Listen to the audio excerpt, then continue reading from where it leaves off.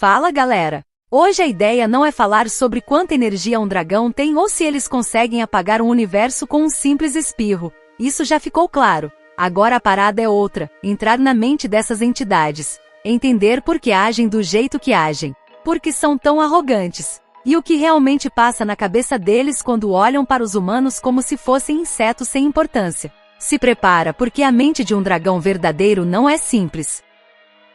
É um labirinto de caos, ego e uma solidão que nenhum mortal consegue sequer imaginar. Começando pelo topo de tudo isso, Veldanava. Se alguém acha que por ser o criador ele era uma figura bondosa e pura, está completamente enganado. A personalidade de Veldanava era fria, analítica, quase como a de um experimentador observando o próprio trabalho. Imagine um desenvolvedor que cria um universo inteiro como se fosse um sistema perfeito e depois perde o interesse. Ele não criou o mundo por amor. Ele criou porque estava sozinho, porque queria observar o que aconteceria. Mas existe um detalhe importante no caráter dele: Veldanava não era apenas indiferente. Ele tinha um idealismo extremo. Isso significa que mesmo tratando a criação como um experimento, ele ainda acreditava que havia um resultado perfeito, escondido em algum lugar, algo que justificasse toda a existência desse mundo. E essa busca por perfeição é justamente o que define o tipo de entidade que ele se tornou. Fala galera! Agora o nível sobe de novo. Não é mais sobre poder bruto, é sobre mentalidade. O que realmente move esses seres que estão acima de qualquer escala comum. Veldanava entra primeiro nesse quadro. Ele queria que todas as raças tivessem livre-arbítrio. Mas ao mesmo tempo havia nele uma soberba absoluta. A crença de que poderia controlar o resultado final mesmo sem interferir diretamente. É a contradição central da sua existência. A decisão de criar Milin não foi apenas um gesto emocional.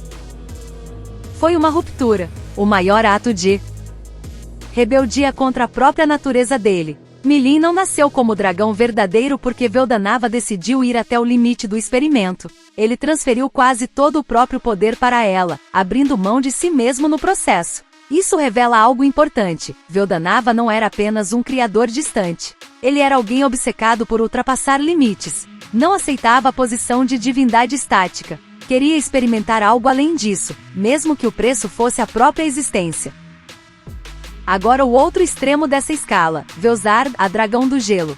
Se Veldora já é instável, Velzard representa um nível completamente diferente de frieza mental. A personalidade dela é a definição de controle absoluto. Ela acredita firmemente em hierarquia natural.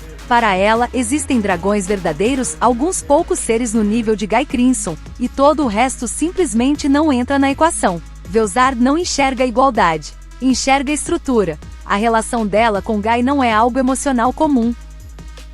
É uma fixação baseada em reconhecimento de força. Ele é o único que ela considera digno de permanecer no mesmo patamar de existência que ela. Já a dinâmica com Veldora revela o lado mais extremo da sua personalidade. O treinamento dela não é cuidado nem afeto. É repetição de destruição como método de ajuste comportamental. Ela parte do princípio de que, sendo imortal, Veldora pode ser destruído quantas vezes forem necessárias até entender. Isso mostra uma ausência quase total de empatia emocional. Velzard não interpreta o mundo como relações. Ela interpreta como sistema. E qualquer instabilidade nesse sistema precisa ser congelada e corrigida. Milin, nesse contexto, é vista como uma falha estrutural. Para Velzard, ela representa o erro de Veldanava, não como pessoa, mas como anomalia dentro da ordem dos dragões verdadeiros. Esse nível de pensamento elimina qualquer noção de vínculo familiar. Existe apenas classificação. Agora o contraste direto. Velgrin, a dragão da chama. Se Velzard é estagnação e controle, Velgrin é movimento absoluto. Mas isso não significa liberdade real. O núcleo da personalidade dela é devoção extrema. Tudo gira em torno de Rudra. Ela não segue valores próprios de forma independente. Sua moralidade é derivada. Se Rudra decide algo, isso se torna automaticamente correto dentro da visão dela. Isso cria uma figura extremamente poderosa, mas psicologicamente dependente. Ela tem capacidade quase ilimitada, mas direção limitada a uma única fonte de propósito. A forma como ela lida com conflito também reflete isso.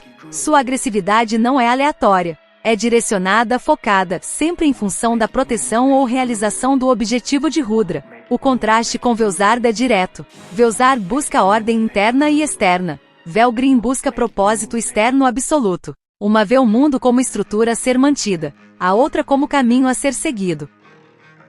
Entre elas, o choque não é só de poder, mas de filosofia existencial. Até a forma como interpretam Veldora e Milin reforça isso. Velzard tenta corrigir o caos através da repetição de destruição controlada. Velgrin ignora ou utiliza como peças secundárias dentro de objetivos maiores. Milin, nesse cenário, continua sendo o ponto mais sensível na visão de ambas. Para uma, erro estrutural. Para outra, consequência irrelevante de um passado já definido. No entendimento dela, Velgrin acredita ser a única realmente comprometida com um legado, mesmo que esse legado não passe de uma vontade pessoal de um imperador. A lógica dela é simples: se existe uma vontade superior que ela reconhece como válida, então cumprir isso se torna o único propósito aceitável. Tudo o resto perde relevância. Isso cria uma mentalidade perigosa, lealdade absoluta sem filtro crítico. Uma forma de devoção que ignora consequências, desde que o objetivo final seja alcançado. Em termos práticos, Velgrin funciona como alguém capaz de destruir tudo ao redor se isso significar a vitória daquilo que ela considera correto. Não há ponderação moral independente, apenas execução total de um propósito externo. Agora o contraste direto dentro da mesma linhagem. Veldora, o dragão da tempestade. Entre todos os dragões verdadeiros, ele é o que mais se aproxima de uma evolução psicológica real. No início, sua mente era pura instabilidade. Um comportamento quase infantil, movido por impulso e curiosidade destrutiva. Ele não era maligno no sentido consciente. Era apenas caos sem estrutura. Para ele, o mundo era um espaço de brincadeira. Se algo chamava atenção, ele destruía. Se ficava entediado, repetia o processo. Sua arrogância não vinha de cálculo, mas de completa falta de referência externa. O ponto de virada ocorre após seu isolamento. A solidão forçada cria algo raro entre dragões verdadeiros: introspecção. Ele é obrigado a observar a si mesmo sem distrações externas, o que gradualmente altera sua forma de pensar. Nesse período surge o elemento decisivo: Rimuru. A relação com Rimuru não funciona apenas como amizade. Ela redefine a identidade de Veldora. Ele deixa de ser apenas uma força de desastre e passa a existir como indivíduo com contexto social. Ao absorver conhecimento humano através dos registros que consome, sua personalidade sofre uma reorganização completa. Ele começa a imitar padrões culturais, discursos heróicos e até comportamentos estilizados. O resultado é uma mudança clara de eixo psicológico. O antigo instinto caótico dá lugar a uma personalidade mais estruturada, ainda exagerada, mas agora consciente de si mesma. Sua arrogância continua presente, porém perde o aspecto destrutivo puro e se transforma em algo performático, quase teatral. Veldora não deixa de ser perigoso, mas passa a ser imprevisível de outra forma, não mais como tempestade sem direção, e sim como alguém que encontrou uma identidade dentro do próprio caos. Por dentro, Veldora ainda carrega o trauma das próprias irmãs. A personalidade expansiva dele funciona em grande parte como uma camada de proteção, uma forma de nunca mais voltar ao estado de isolamento absoluto em que foi reduzido a uma existência temida e selada, sem contato com nada além do vazio. Essa extroversão exagerada não é só estilo, é defesa psicológica, uma forma de evitar encarar novamente a solidão que definiu sua origem. Fechando esse conjunto de personalidades, surge Rimuru Tempeste, que pode ser interpretado como o quinto dragão verdadeiro. Dentro dessa estrutura, Rimuru ocupa uma função única, o único ponto de estabilidade funcional. Enquanto os outros três se movem entre ideologias extremas, obsessões ou rigidez emocional, Rimuru atua como centro de equilíbrio. Ele é o elemento que âncora o sistema. Sua personalidade combina dois fatores raros nesse nível de existência: ambição estratégica e empatia real. Ele entende poder, mas não se desconecta completamente das consequências dele. Por isso, ele acaba exercendo papéis diferentes dentro desse núcleo familiar. Ele mantém Veldora sob controle. Ele negocia com Velzard quando o confronto direto não é viável. Ele impede que conflitos internos escalem para destruição em larga escala. Em outras palavras, ele funciona como mediador entre forças que, sem contenção, entrariam em colapso constante. No conjunto final, os dragões verdadeiros não podem ser vistos apenas como entidades de combate ou figuras de poder absoluto.